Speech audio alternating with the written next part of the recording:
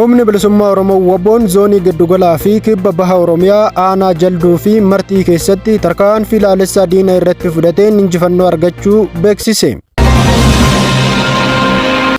Harri Waxabajjii 4 2026 ashamaa akkam jirtu kabajamtoota dhaggeeffattoota keenya kun sagalee qeerroo bilisummaa Oromooti. Oduu injifannoo irree fi gaachanni uummata Oromoo WBO'n zooniilee garaagaraa keessatti galmeesse isinitti himna hanga dhuma sagantaa keenyaatti waliin turaan affeerraa keenya.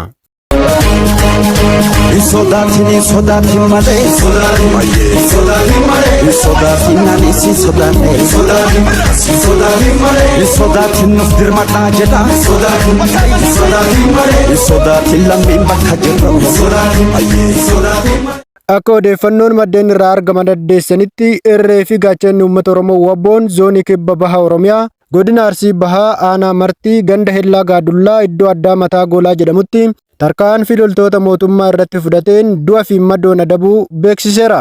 Tarkaanfiin kun humnoota mootummaa godinicha irraa gara aanaa Martiitti konkolaataan imalaa turte irratti kan gaggeeffame yommuu ta'u, isaan keessais loltoonni 3 battalatti yoo du'an namoonni 2 immoo madoo ciccimaan rukutamuu hoogganni WBO zoonichaa beeksisaniiru.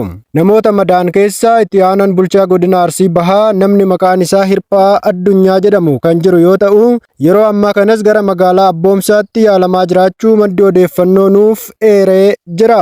Akkasumas namoonni irraa hafan immoo gargar bittinanii baqachuun of duuba deebi'uun isaanii mirkanaa'eera. Haaluma wal fakkaatuun godinuma kana aanaa Muneessaa ganda Waajii Gaangeettii keessatti Waxabajjii 3 2026 humni bilisummaa Oromoo WBO'n buufata loltoota mootummaa irratti haleellaa raawwateera. Akka odeeffannoon qeerroo bilisummaa Oromoo irraa bahe mul'isutti haleellaan kun ganama irraa eegalee kan gaggeeffame yommuu ta'u, humnoonni mootummaa haleellaa kanaan miidhaa guddaa keessa galuun isaanii irra deebiin hoogganni zoonichaa ibsaniiru. Loltoonni sirna bilisiginnaa hedduunis du'uu fi madaa'uun isaanii mirkanaa'eera. Bifum kanaan abdiin uummata Oromoo WBO'n zoonii Giddugala Oromiyaa aanaa Jalduu keessattis tarkaanfii tiksitoota impaayera Itoophiyaa irratti fudhateen injifannoo argachuu ibse. Tarkaanfiin kun godina Lixa Shaggar aanaa Jalduu ganda Oddoo Baddeessaa keessatti kan gaggeeffame yoo ta'u, loltoonni PP gariin du'aan gariin immoo madoo ciccimaan rukutamuu hoogganni WBO zoonichaa beeksisaniiru. Akka odeeffannoon maddeen irraa argaman addeessanitti haleellaa kana booda gandi Oddoo Baddeessaa guutummaatti to'annoo WBO jala ooluun isaa ifoomeera. Bu'aa tarkaanfii kanaan wal qabatee qawwee keemmin 3 hidhannoo guutuu waliin ragaawwan adda addaa dabalatee dugda loltoota mootummaa irraa booji'amuun moonaa qabsoo bilisummaa Oromoof galii taasifameera. Dabalataanis loltoonni 3 fayyaa isaaniitti qabamuun harka WBO jiraachuu fi barnoonni haaromsa sammuu kennamaafii jiraachuu hoogganni WBO zoonii Giddugala Oromiyaa beeksisaniiru.